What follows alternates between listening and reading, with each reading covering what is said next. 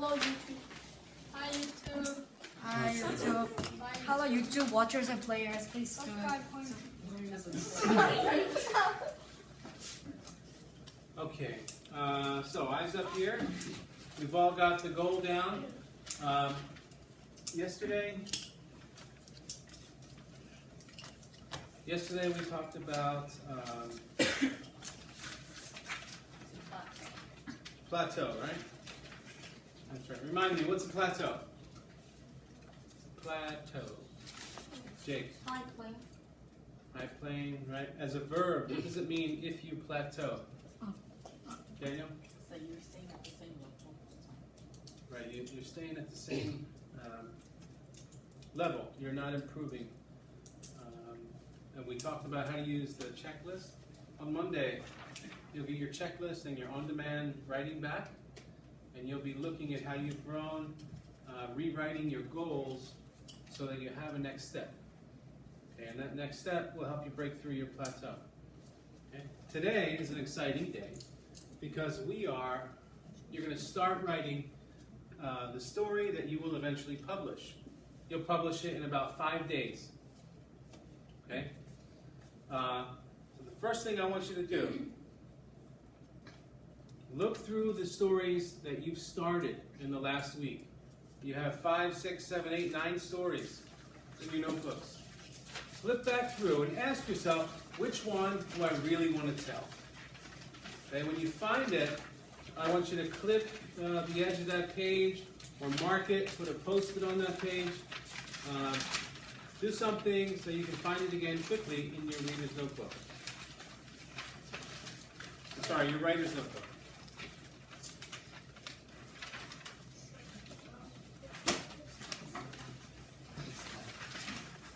So find a story that you think would be fun to tell, the one that you want to continue and develop and grow and publish.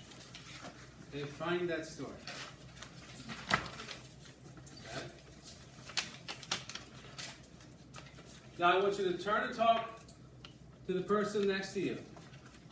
Give them a 10-second summary of your story. So this is a story about when I blah blah blah.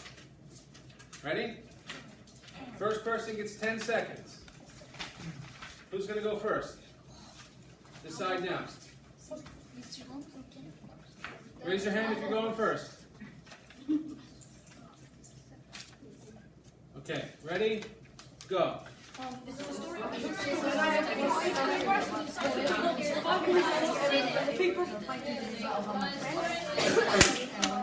Okay, now switch. Ready? Go.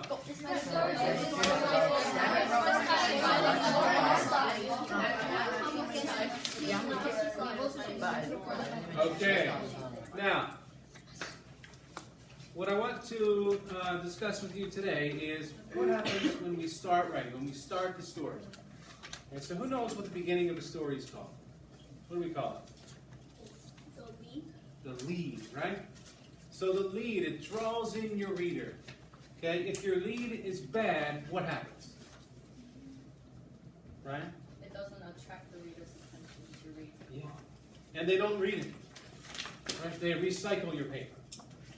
Right? They won't continue to read. They won't finish it. They won't get the message that you intended to convey. Right? So our leads need to be strong and memorable. So today we're going to look at how writers can do that. But the goal is to rehearse. So the idea is that an author doesn't sit down and just write their lead and then go on. Okay? They rehearse parts of the story the same way you would rehearse parts of a play or some kind of performance, like a musical performance. And you go through it several times in different ways to figure out which one works best. Okay? So we know from last week that we can use another author's text and learn from it. So I'm going to show you some things that we can learn from the lead in Everything Will Be Okay. Okay, So I'm gonna look at the first part real quick. And I'm gonna zoom in right here. Okay, there's a scrawny thing with furs. Are you guys following along? So as I'm reading, okay, I'm asking myself, what can I learn? What's James Howe doing that I want to do? That I can try to make my writing better. Okay, so I'm looking through. Oh, in my head, I can see this poor little cat. Right, this scrawny thing. Its big baby head looks even bigger at the end of such a thick body. I'm curious now. I want to know what's happening here. Because I have this image of this poor little half-dead cat in my head. Right? So I ask myself, what is James Howe doing there that really brings me in? Okay, and what I've identified is right here. Writers might include the smallest details of the moment, the ones that ring true for the narrator. Okay, so these are the smallest details that the narrator sees right there. Okay, furs and bits of wood in its coat where it still has fur, so like it's got bald spots. Right, it's real skinny. I can create that image in my head just from the way the author writes it. He doesn't say, the cat was in bad shape. I felt bad. No, right? He's showing me with these small details. So I like that. So I'm going to try that when I write my lead. Okay, and I'm going to keep that in my head. It's going to stay on the board. It's on the chart. It's everywhere. So I keep going. This time I was alone, and then I see these. See that? See how the text is leaning to the right? These are called italics. And what do they mean in this text here? Why are they like that? Tom? It's like kind of doing like the work of like differentiating the thoughts and thoughts from like the descriptions. That's right. Daniel, did you hear what he said? Yes. It's differentiating the Thoughts. thoughts and description. Right, so I look here. Otherwise, lucky for you, I was. Otherwise, David or Claude might have decided you'd be good practice with their slingshots. Those two can be mean. I don't like playing with them really, but they live at the end of my street. Sometimes. So from here, I'm like, I like this part too. And I ask, what's the author doing? And I come up with, writers might include inner thinking that hints at what the story is about. So here, what I learned from this section is that this narrator is very compassionate, kind, sensitive. He gets picked on. The other kids on the street are sometimes mean to him. Right? I get all this from the inner thinking that I see here. So I say to myself, oh, when I write my lead, I'm going to try inner thinking too. All right? You see how that works? So I'm reading and I'm saying, what do I like? And I find it. And then I say, why do I like it? And I figure out why or how the writer is doing that. I'm trying to read like a writer. And I'm identifying a technique that I'm going to use in my lead. So now that is your job. I want you to look at the second part. From don't worry to thinking of names. I want you to work with a partner, take a second, read through, and I'm going to ask you what the author's doing that you might try in your lead. Okay? So I want you to come up with two of them. What's the author doing that you can try in your lead? And you can write this right on your mentor text. You know what you're going to do? Daniel, what are you going to do? Who knows what we're going to do?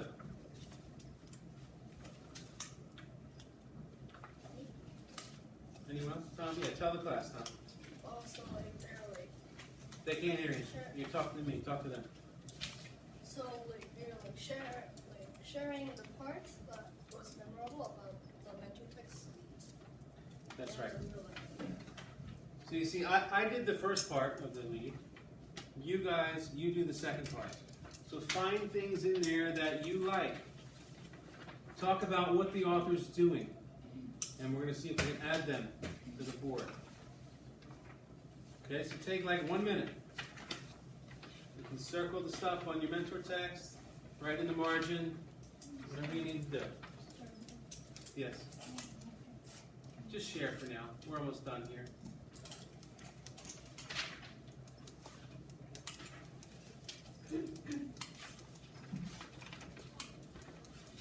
So our goal here is to try to name the craft that the author's using. We're trying to name the technique.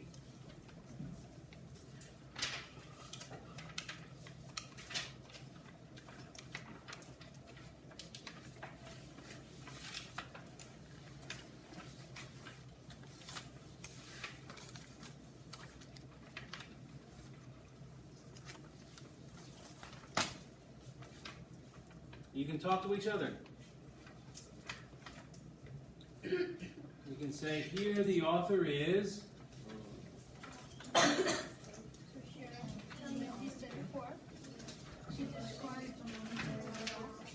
Here, introducing the characters, introducing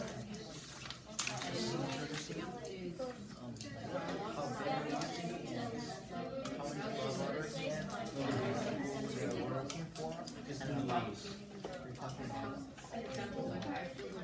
You got it all. that he's working for and their work and his work.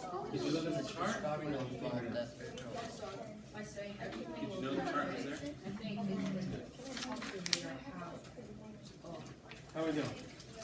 What's happening there?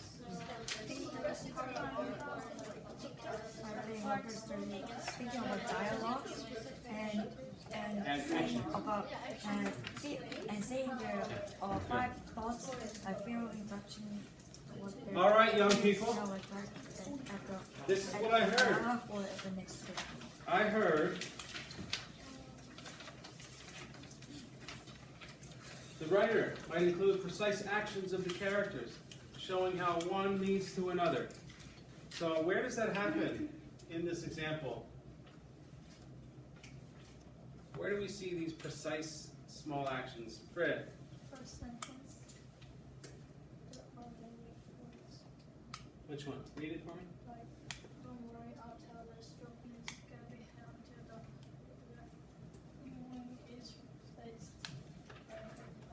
Okay, so here, stroking its scabby head, we have an action, right? And you can picture him in your head there like this. Oh, it's okay. My brother's gonna kill you. What I notice is right here, right? I tuck the kitten under my jacket. So in my head, I'm creating this movie, and I tuck the kitten in, and I run across the street, down the sidewalk, toward my house. So it's not like I took the cat home, right? That's telling what happened, but the author's using these precise actions to show us. Okay, another thing I heard you say, and many of you had this written down, the writer might include exact words of the character, right? Dialogue. So I think from now on, instead of using readers and writers in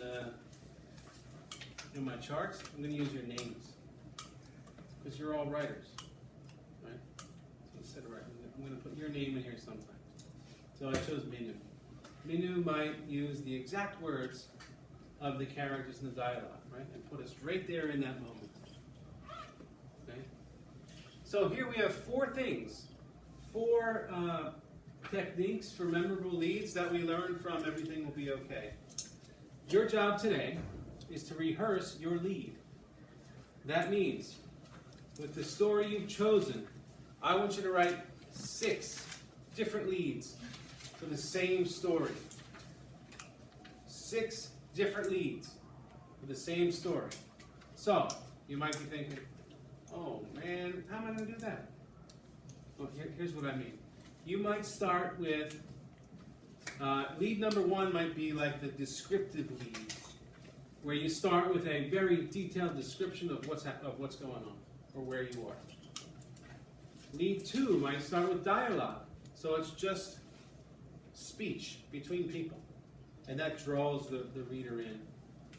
Okay, line 3 might, or lead 3 might start with inner thinking, right? Like a question you're asking yourself. And then lead 4 might be combining several of these. But our goal today is to practice these techniques. And practice them. And to write 6. So if one doesn't come out so well, that's okay, right? It's not, your notebook is a place for your ideas. It's a place to try things, right? There are no final drafts in the notebook. Right? So try 6 different leads. Begin the same story 6 different ways. I'll be around to work with you and give you some advice. Any questions? No? Okay, head back. Good luck.